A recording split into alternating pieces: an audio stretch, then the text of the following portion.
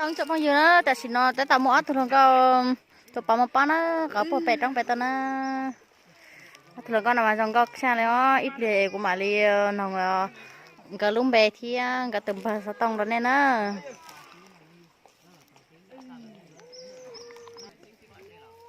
cái tụi bao bao lao tụi này luôn à cái tớ bao chỗ nào nó cái lúng bè bà tao mà cái bè chào cứ lúc đây họ đến xây xây siêu các bố mua bao sao tông mà có hai cái tấm bao tông là cho hôm nay có cho sợi YouTube ấy thì mới cho phong dư sao mới cho phong dư nhá sợi YouTube sao phong dư là con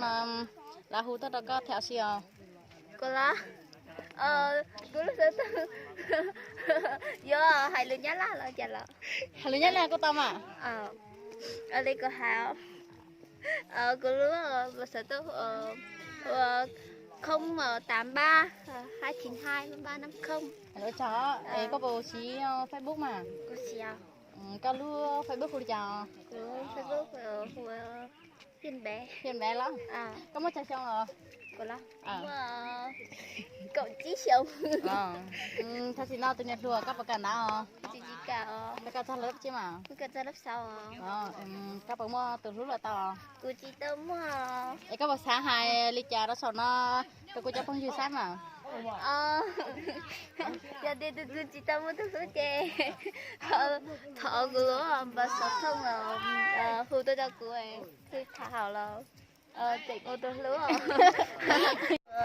nhá xong ít trong phong dư đó nó giờ nó xia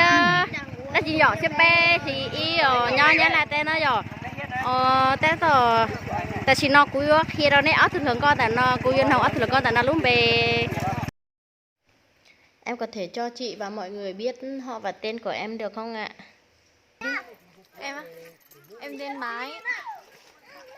Em tên Mái, em họ Dương ạ. Em bao nhiêu tuổi? Em 15 tuổi. Em có người yêu chưa? Dạ em có. Rất tiếc là em lại đã có người yêu nhá. Mọi người nếu mà ai yêu em này thì ra tận nhà nhá. Em ở xã Đa Thâu, huyện Hào Quảng nhá, Cao Bằng nhá mọi người ơi. Và em trên này cũng rất là xinh luôn nhá, vừa mới có 15 tuổi thôi. Bây giờ mọi người rước về làm dâu cũng được rồi.